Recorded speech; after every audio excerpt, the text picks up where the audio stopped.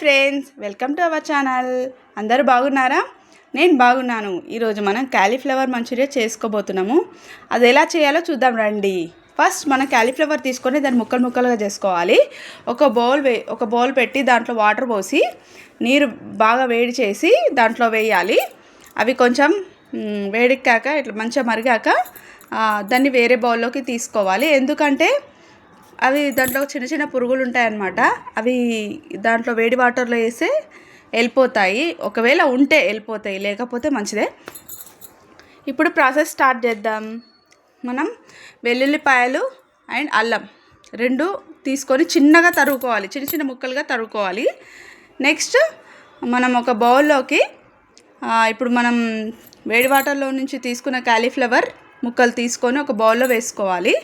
దాంట్లో ఇప్పుడు మనం చిన్న ముక్కలుగా తరుచుకున్న ఎల్లిపాయ, అల్లం వెల్లుల్లిపాయ ముక్కలు వేసుకోవాలి. పసుపు వేసుకోవాలి కొంచెం, మళ్ళీ సాల్ట్ వేసుకోవాలి కొంచెం కారం వేసుకోవాలి.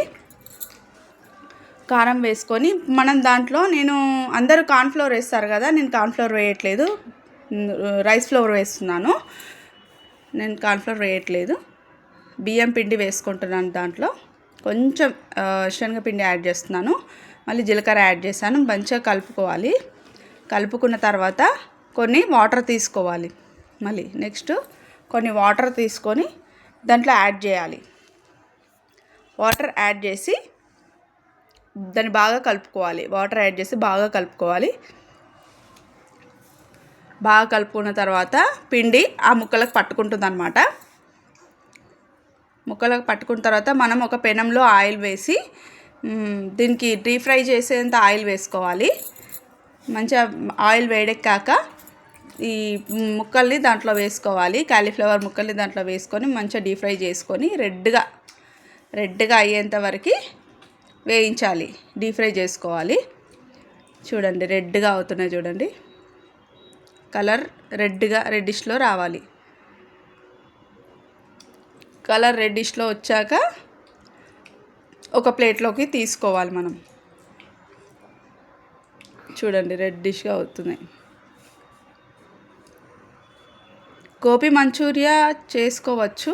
గోబీ మంచూరియా నేను ఇప్పుడు క్యాలీఫ్లవర్ మంచూరియా చేస్తున్నాను.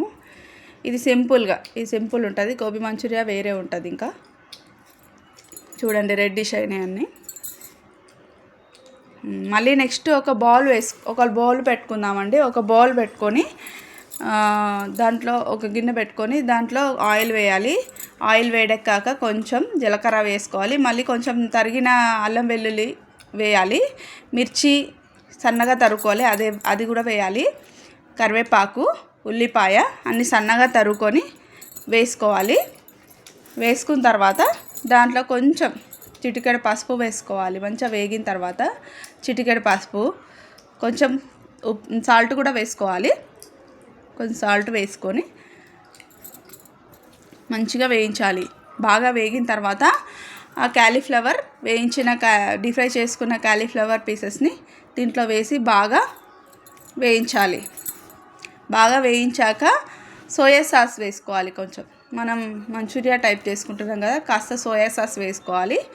మళ్ళీ తర్వాత దీంట్లో కొంచెం నేను టమాటా సాస్ని యాడ్ చేస్తున్నాను.